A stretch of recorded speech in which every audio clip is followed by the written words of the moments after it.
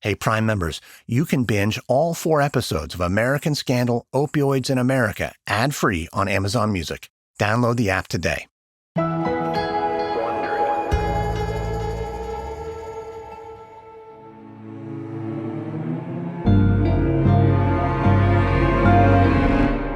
It's February 2001, and just outside Philadelphia, a car's barreling down the highway, weaving between lanes.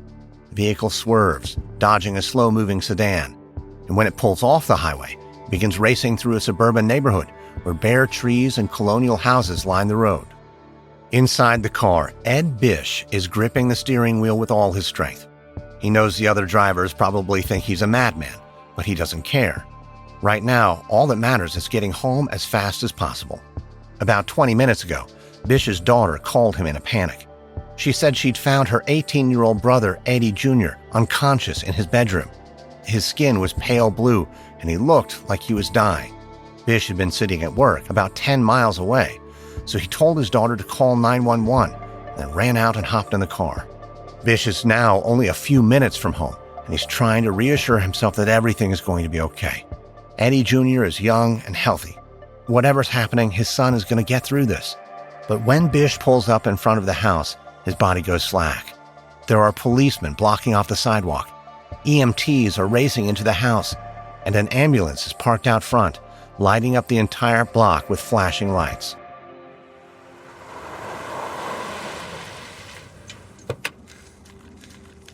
Bish throws the car in a park and leaps out, charging across the front yard, his feet crunching on old snow and breath coming out in quick bursts of steam. But as he heads to the front door, a paramedic blocks his path. "Hey, I'm sorry, sir. Can't let you go any further. That's my house. My son is in there."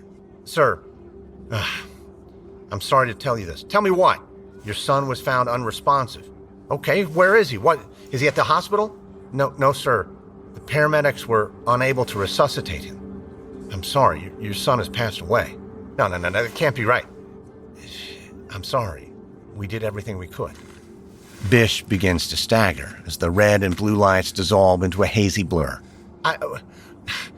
No, what do you mean you couldn't resuscitate him? And he's a healthy kid. He's just started school in fall. He plays soccer." The paramedic nods, but maintains a stoic look and pivots the conversation. "Sir, I understand. This is not easy, but I need some information perhaps you can give me. Have you had any reason to suspect your son was using drugs?" Drugs? No. I mean, maybe he smokes pot with his friends, but he's just a teenager.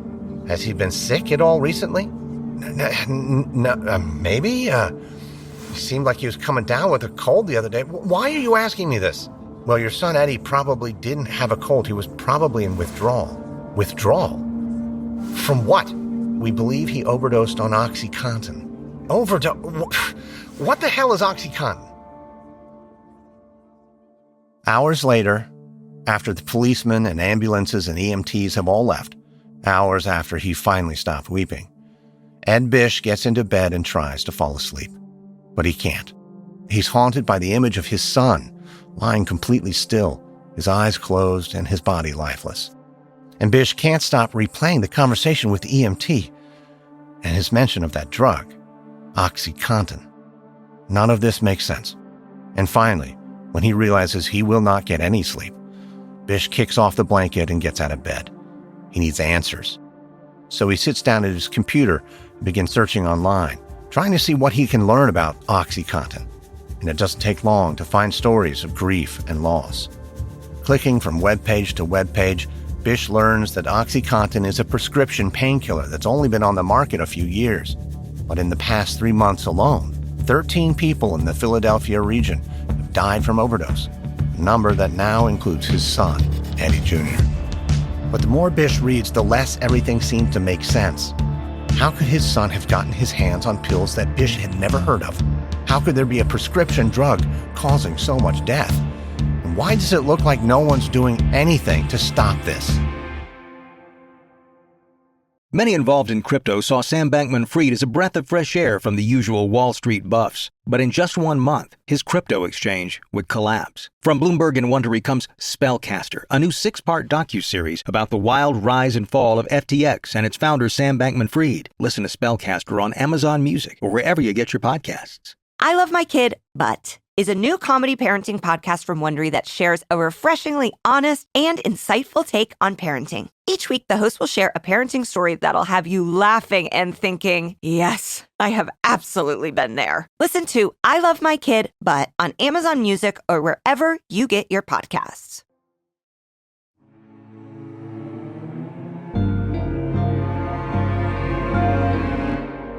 From Wondery, I'm Lindsey Graham, and this is American Scandal.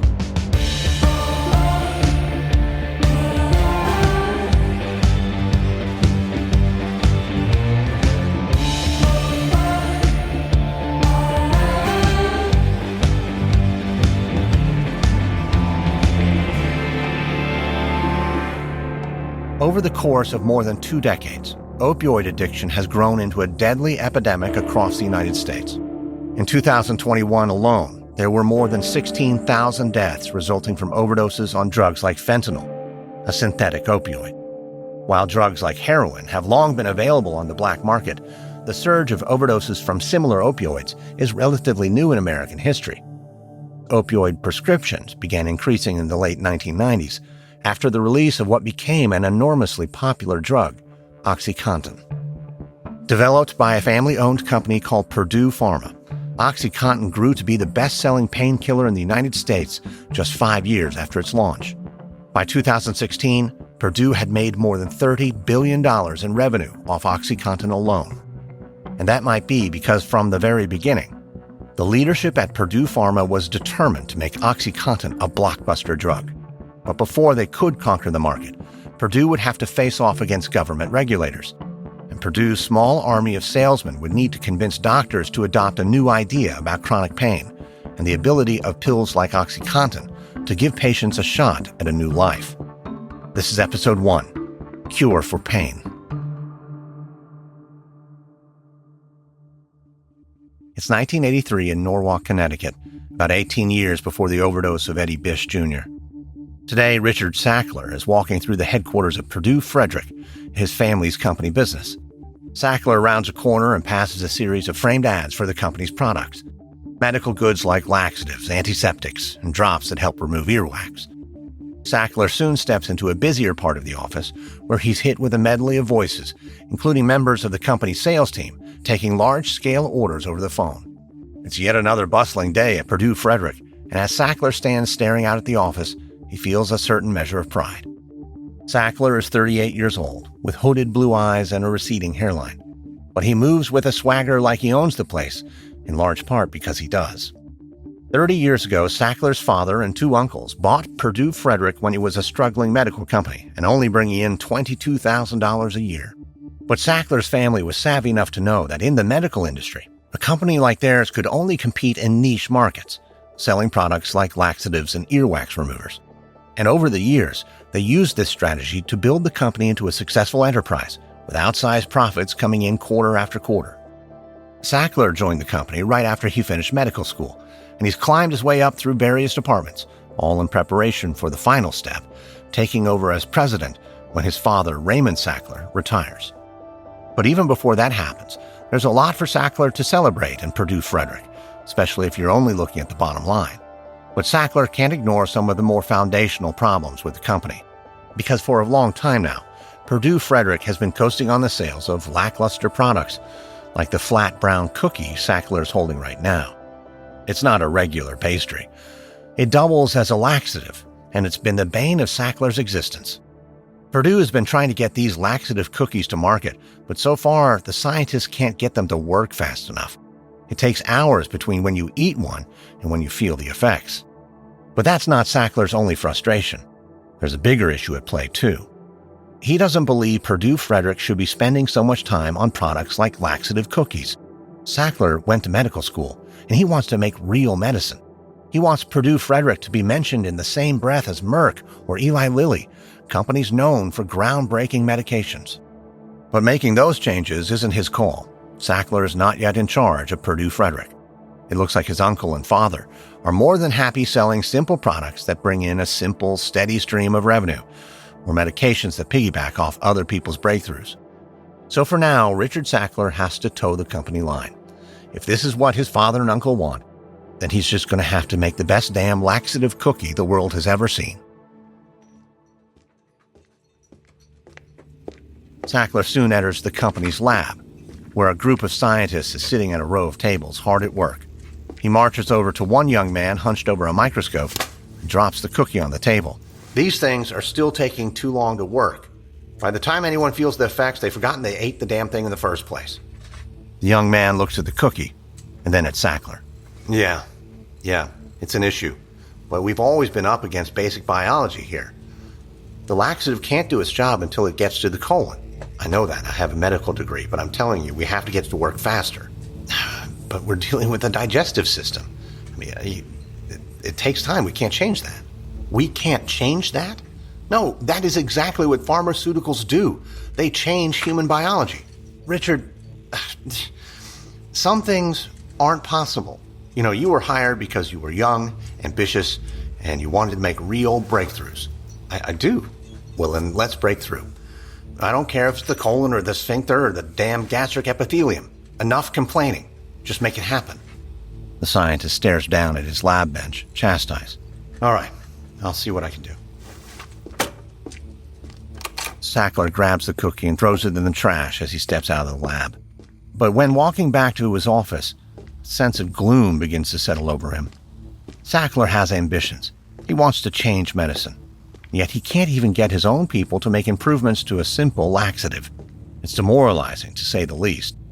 But he's not giving up. Somehow, Sackler is going to make his mark.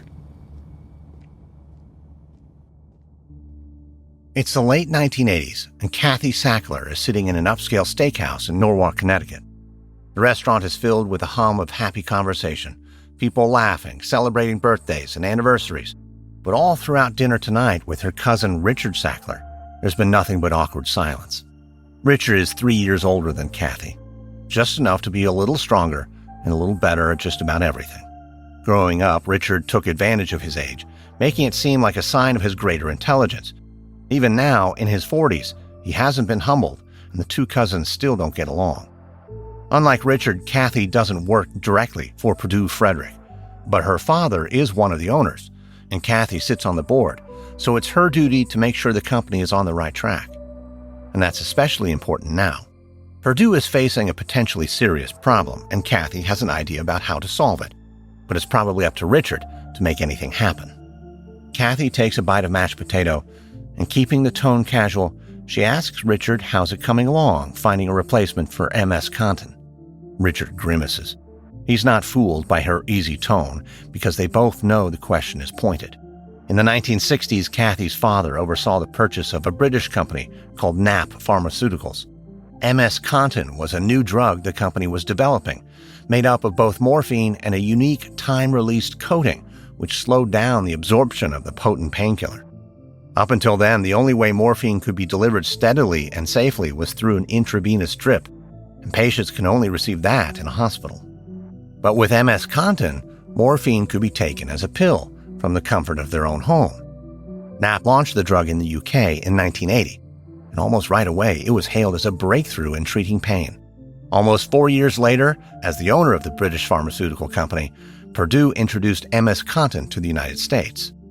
And soon enough, the drug became the company's best-selling medication and a key contributor to Purdue's bottom line. But there was always a problem looming on the horizon.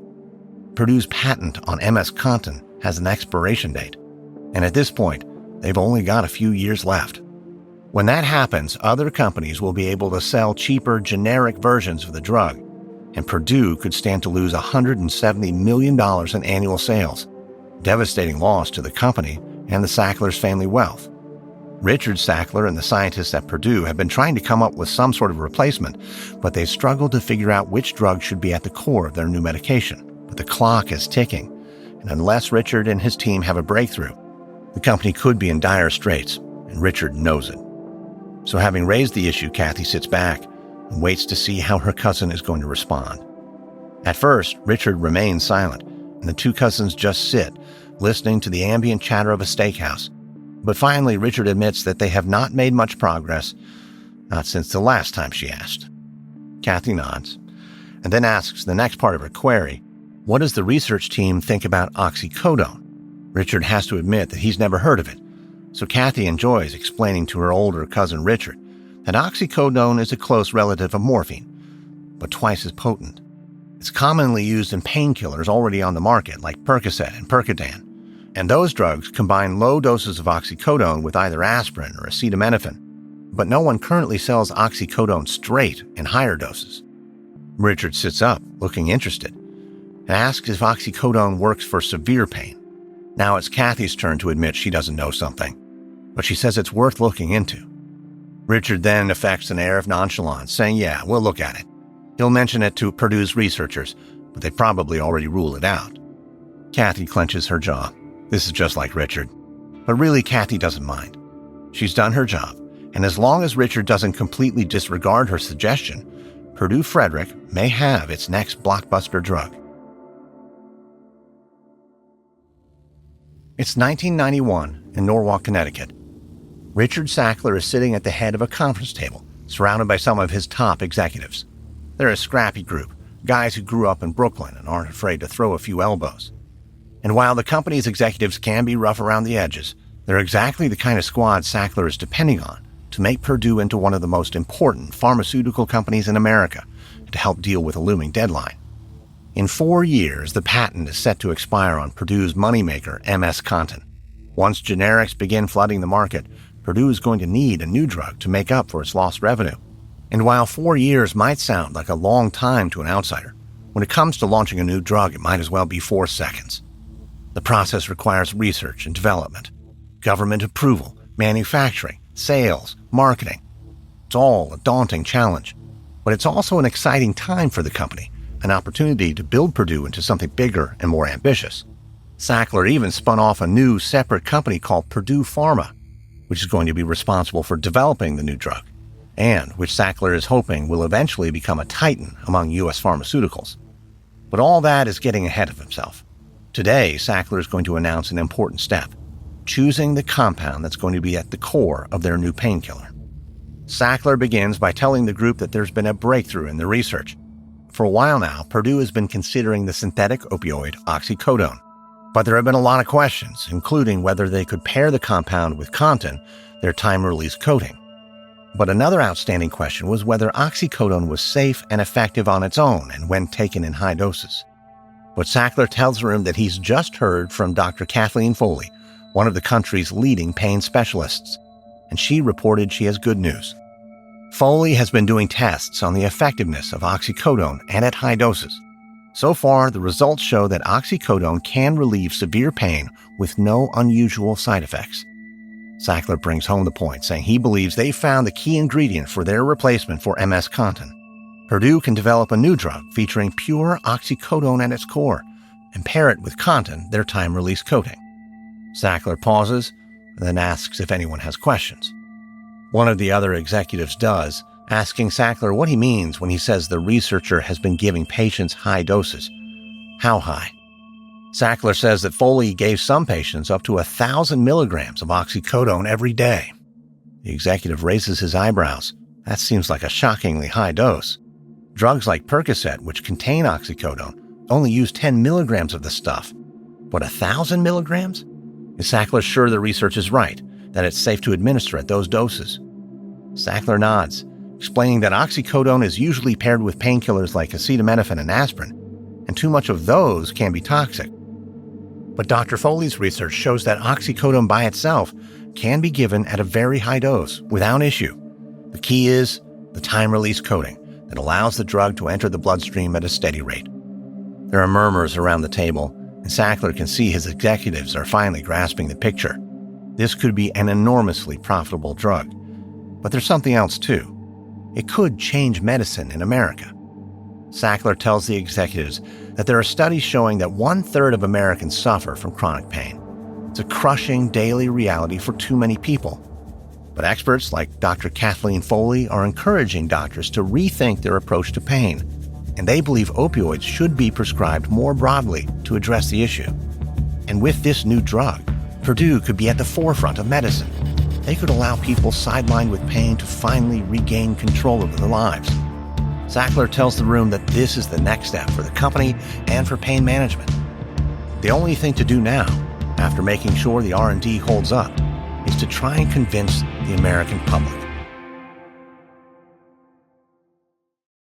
American Scandal is sponsored by Audible.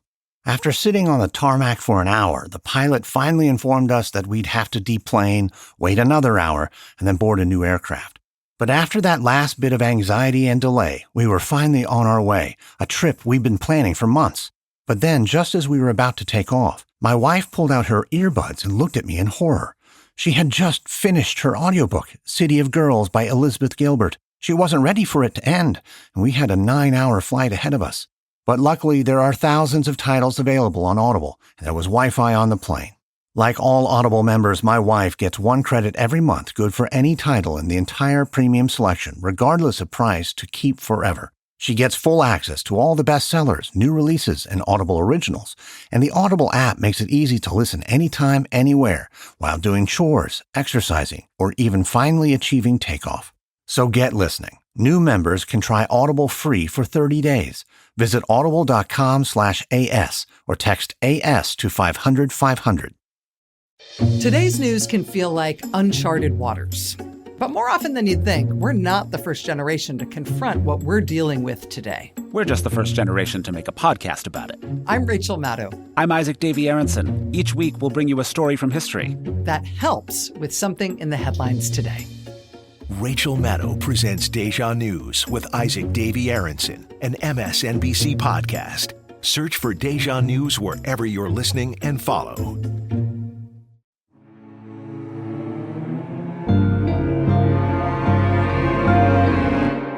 It's the early 1990s in Norwalk, Connecticut.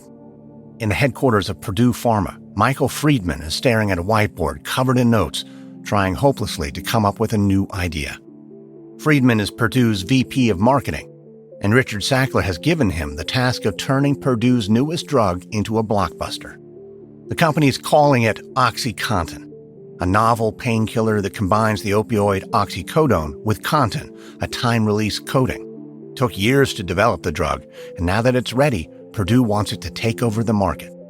But they can't make a cent of profit unless doctors want to prescribe it. And that's where Friedman comes in. As the VP of Marketing, it's his job to come up with a campaign that can win over patients and hesitant doctors. But Friedman keeps running up against a wall. For decades, physicians have been cautious when prescribing opioids because of the possibility of addiction. In one study, only 12% of surveyed doctors thought it was even acceptable to prescribe strong opioids. So somehow Friedman is going to have to overcome these doctors' long-held beliefs and get them to start recommending OxyContin. Friedman gets up out of his chair and begins pacing in circles, trying to think. Across the room, sitting at a table, is Paul Goldenheim, Purdue's chief medical officer. Goldenheim is here as a sounding board for marketing. And while the two men haven't made much headway, Friedman knows they can't call it quits yet. All right, Paul, let's give it another go. We gotta crack this thing. We've been at it all day. Why don't we just come back to it later? We don't have the time. Let's just dig in. One more time. So to restate, the core problem is doctors are scared of opioids, right? How do we get past that fear? Again, Michael, I don't know. Doctors are only willing to prescribe these kind of drugs if someone is dying. And they're not the only ones who are afraid. You tell someone getting knee surgery that they're going to need to get morphine and they'll get hysterical. Even a pharmacist wouldn't fill that prescription. Yeah, that's what's so frustrating because doctors want this thing. We know it from the research. Physicians say they want a long-lasting drug for people dealing with pain after surgery, whether it's a knee or a skull or a back or anything else. And also people with chronic pain. Well, if only oxycodone wasn't an opioid. I can't think of a damn thing. And maybe you're right. Let's just, let's take a break and come back to it in a bit. Friedman begins making his way to the door when suddenly he's struck with a thought. Well, wait. Hold on. Friedman rushes back to his desk and pulls open a drawer. He grabs a memo from a stack of documents and hands it over to Goldenheim. All right, take a look at this. This is from our market research. Okay, what am I looking at? There, the line about most doctors. All right, most doctors think oxycodone is less powerful than morphine. Okay, how does that help us? The doctors are wrong, obviously. Oxycodone is twice as potent. Yeah, but for whatever reason, doctors think it's a weaker opioid, and we can use that. I don't see how. Look, doctors already prescribe Percocet and Percodan for short-term pain, and we both know those drugs contain oxycodone. Let's take advantage of that association. If doctors believe oxycodone is a weaker opioid, it's a friendlier drug. And we can make the pitch that thanks to our time-release coating, this nice, friendly drug could be used for patients with chronic pain, even at higher doses. Well, might not be wrong. I mean, if it's fear we're getting over and they're not afraid of oxycodone, yeah, then they're not afraid of OxyContin. All right, let's type this up for Richard. I think he might be happy. Well, I think he'd be happy with anything that gets us moving. But he's not the final word. We still need approval from the FDA. But that's a problem for another day, my friend. Soon enough, Friedman is typing up his thoughts, laying out a potentially broad marketing campaign for OxyContin, the friendlier opioid. And while there's never any guarantee that a strong campaign will translate into sales, Friedman has a good feeling about this, the sense that their new drug is about to take off. It's the mid-1990s, and OxyContin is all but ready to go. The time-release coating is proven to work. Purdue Pharma has a finalized sales pitch. And now there's just one last step before the company can bring the drug to market. OxyContin needs FDA approval. Purdue leader Richard Sackler is well aware of the complexities. It can take years before the U.S. Food and Drug Administration gives approval for any new drug.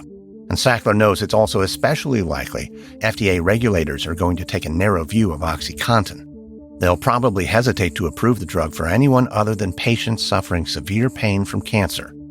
But those patients don't represent the larger potential market for OxyContin. There are more people to be helped and more money to be made off patients with moderate and chronic pain. So Sackler is going to have to convince the FDA to approve OxyContin for a wider use. And to accomplish that, he's going to need all hands on deck from the executives at Purdue Pharma. So today, Sackler has gathered company leaders in a conference room at Purdue's headquarters. He needs to motivate them to make inroads at the FDA and to find some way to allay regulators' concerns. Once everyone has settled in, Sackler rises to address the room. He begins by reviewing the challenges ahead of them at the FDA. They are dealing with a fundamental issue. OxyContin is made with oxycodone, which is classified as a Schedule II narcotic, a drug with a high risk of addiction. Just by that fact alone, the FDA's appetite for widespread use will be limited. But Sackler insists to the group that addiction isn't a problem with OxyContin. They solved that with their time-release coating. Addiction, as everyone knows, is driven by peaks and troughs, the high of the hit followed by the crash afterward. But the time-release coating means that with OxyContin, a steady dose of the drug is released over the course of 12 hours. There are no peaks and valleys, no chance to grow addicted. There's some chatter among the executives. Then someone points out that Purdue hasn't done any studies to prove that they've cracked the code of addiction. And without research, the FDA might not buy the argument. But at the same time, another executive says that he was recently at a conference and ran into an FDA regulator who oversees pain medication. After a brief conversation, the regulator seemed open to talking more about OxyContin. Richard Sackler says that's the idea. We need to cultivate a relationship with the FDA.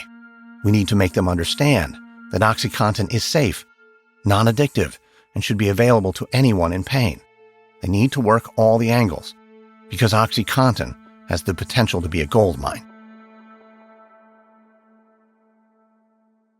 It's the mid-1990s in Silver Spring, Maryland. In the offices of the U.S. Food and Drug Administration, an executive from Purdue Pharma is watching intently as regulator Curtis Wright sits scrutinizing medical language that could be the key for the future of OxyContin. Wright is the FDA's regulator in charge of pain medication, and over the past few years, he and Purdue have developed a relationship. Wright has helped Purdue get extensively involved with its own application to the FDA, and there have been times when he seemed like an advocate for the pharmaceutical company, which has been a big help as Purdue looks to get broad approval for OxyContin. That approval is in doubt. For the last few days, Purdue and Wright have been going over the application for their drug. And according to Wright, the FDA is unlikely to approve OxyContin for anything other than severe pain. And approval for moderate or chronic pain appears to be off the table. And this news was a huge blow to Purdue. But there's still a path forward. When the FDA approves any medication, doctors still have the authority to prescribe it how they see fit. It's what's known as off-label use. And so the key is to make sure physicians see OxyContin as safe and effective for treating moderate pain. And the best way to win over individual doctors is to get the right language on the package insert. The insert is a sheet of paper included with every medication dispensed. It describes the uses, side effects, and risks of a medication, helping doctors and patients who don't have the time to read journals or find the science behind new pharmaceuticals. And in that sense, the package insert serves as a kind of story. The story Purdue is trying to tell is that OxyContin is less addictive than other opioids. So now Purdue is working to craft the perfect language for OxyContin's insert, but FDA regulator Curtis Wright doesn't seem happy with the latest draft. Wright points to a sentence in the second paragraph and tells the Purdue executive meeting with him today that they can't say OxyContin is safer than other opioids. You can't refer to competitors in the package insert. The executive stifles a groan. They've been going back and forth on the language, and he doesn't understand the quibbling. When Purdue says OxyContin is safer, they're not referring to other competitors. They don't even list other brand names. But Wright shakes his head, saying the other regulators will never go for this. But Purdue knows the time-release coating on OxyContin is what sets the drug apart. The delayed absorption makes the painkiller less addictive. It's an essential feature of the drug, and the kind of thing they should include in the insert. Wright says he agrees, but the company can't definitively make that claim. It's not going to fly with his fellow regulators. It's obvious that Wright isn't going to budge on this. So the Purdue executive suggests that they come up with some alternative wording. And soon the two men begin tossing around other phrases. The idea is still to suggest OxyContin is less addictive, but without saying so directly. It takes a while, but finally, the two men settle on the language for the package insert. The sentence in question reads, "Delayed absorption, as provided by OxyContin tablets, is believed to reduce the abuse liability of the drug." Wright tells the Purdue executive that he still thinks one or two of his fellow regulators might object, but enough of his colleagues should be on board to push it through. The executive leans back in his chair, feeling a sense of satisfaction. They've done good work. And while it's not exactly the language Richard Sackler wanted, it does communicate the most critical point. OxyContin is less addictive than other opioids.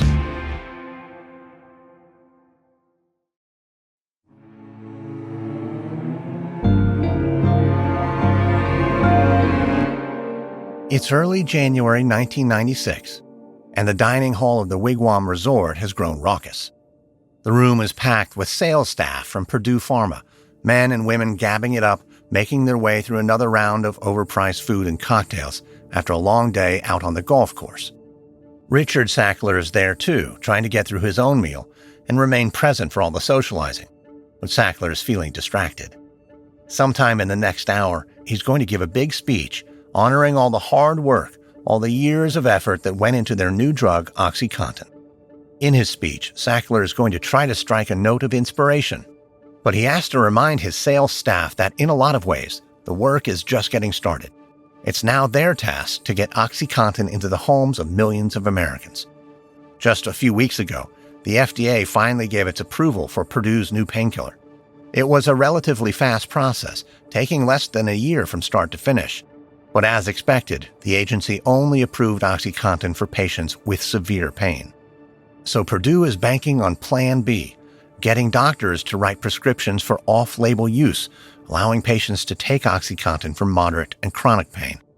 And Purdue's growing army of salesmen are going to be at the center of this work because they're going to be the ones sitting down with doctors, making the pitch that OxyContin isn't addictive. With all the work ahead of them, Purdue flew the sales team out to Arizona, both for a chance to bond and to get some training for the upcoming campaign. And now that tonight's dinner is coming to a close and the waiters are clearing away plates, it's time for Richard Sackler to address the room. He throws his napkin on the table and then rises. As he steps in front of a microphone, the room breaks into applause. Sackler then thanks everyone for coming, and he begins his speech by invoking a little history. He talks about how decades ago his Uncle Arthur turned Valium into a blockbuster drug, and how today Purdue is going to make history again by launching OxyContin. Sackler tells the sales team that they're part of a revolution, because for years doctors were too scared to prescribe opioids, and patients were left suffering needlessly from pain. But Purdue Pharma is going to change all that. They're going to blanket the country in OxyContin, and they're going to give people their lives back. The sales staff jump to their feet and give Sackler another boisterous round of applause. And for a moment, Sackler stands completely still, allowing him to soak it in. This is the dawn of a new era for Purdue. OxyContin has the power to transform the company and America. It's the winter of 1998 in a former mining town in West Virginia. Mark Ross is sitting in the office of a family doctor, holding onto a bag of fast food. He checks his watch and hopes the doctor comes and joins him before the French fries turn cold and soggy. He's already been waiting a few minutes, but if there's one thing Ross has learned, it's that you've got to make sure the doctor is happy when you pitch them on a drug. Ross is a new sales rep for Purdue Pharma, and he's about to have his first conversation with a physician about OxyContin. When Ross went through training, he learned that you should always come bearing food when you show up to a doctor's office. The people leading the training even had research showing that a cheap meal could change a doctor's prescribing habits. It makes sense. Ross is new to the company, but he already has experience in sales. He even worked as a rep for another pharmaceutical company when a friend reached out about working for Purdue. It was a good opportunity. On top of a base salary, Purdue sales reps also make a commission based on the number of pills they sell. Most companies cap that number, but at Purdue, the more Oxy you sell, the more you make. Still, for Ross, selling OxyContin wasn't only about the bonuses. His father worked in a coal mine in a town like this, and Ross saw how the job could take a toll on the body. He knows the country is full of people like his dad, people hobbled with pain, unable to pick up their kids or even get off the couch. So Ross was taken in by the company's message, promising a revolution in the way America deals with pain. And now he's on the road. He's been eager to actually sit down with a doctor and make the pitch. And he gets his chance when the door opens and a white-haired doctor steps in. Sorry I'm late. It's one of those days. No apologies necessary. Patients come first, right? But hey, busy day? I got something for you. Ross hands over the bag of fast food. Oh, thanks. I appreciate it. But listen, I'm going to be upfront with you. I'm probably not going to start prescribing this drug. It's nothing personal, of course. I just don't like opioids. Oh, I can respect that. But I wonder if you're looking at some outdated information. I don't know. Well, let me ask you this. Are any of your patients suffering from chronic pain? Yeah, that's pretty common around here. And the meds they're on? How much relief do they get? 4-6 hours tops? That's about right. Well, OxyContin lasts 12. Just think what that would mean for your patients. They could sleep the whole night, finally. They could leave the house without worrying if they have their pills. Yeah, sure, it sounds good, until they get addicted. Then the drug's a bigger problem than the pain. But that's what's so beautiful about OxyContin. It's time-release coating. Check this out, right here in the package insert. Delayed absorption, as provided by OxyContin tablets, is believed to reduce the abuse liability of the drug. The FDA approved that language.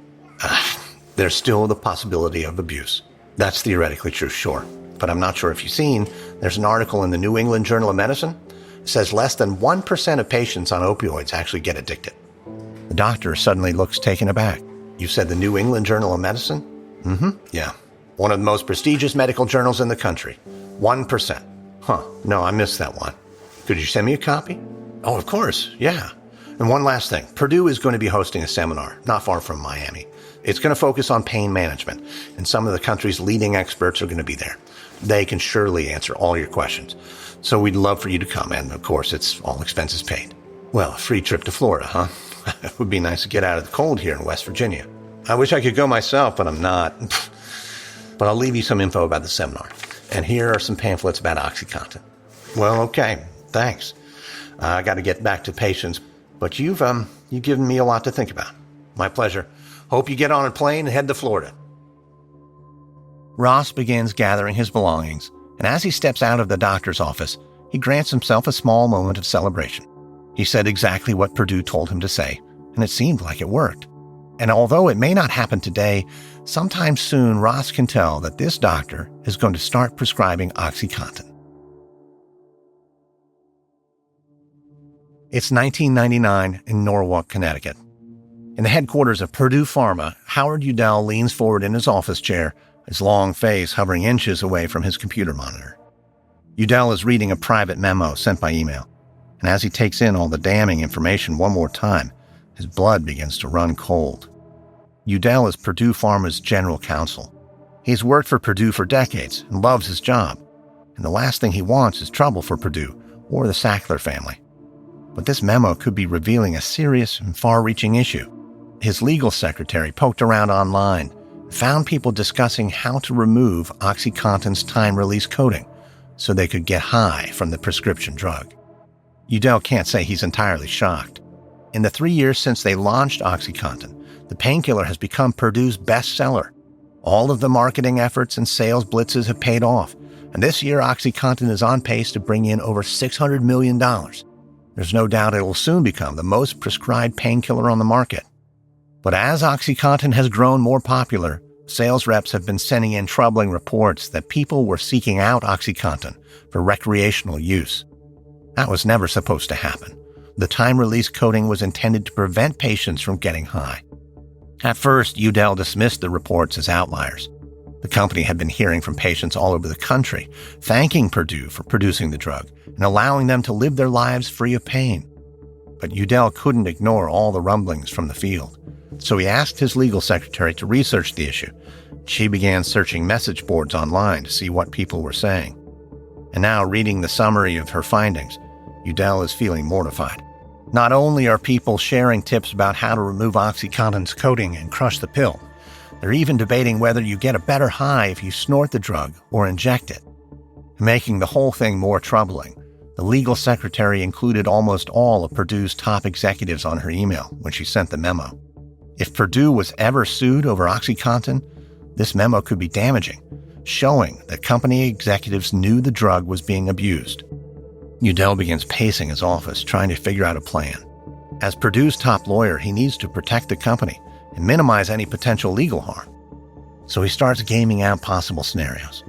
If the company does one day get sued, the key is to limit the documents Purdue will have to turn over. This means limiting what gets put into writing in the first place.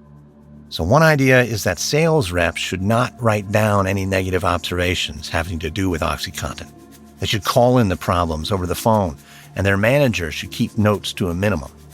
Another idea is to establish a system to destroy internal documents. Technically, this is legal, so long as it's done before a company is sued. Purdue could even install a program that automatically destroys emails after a certain amount of time.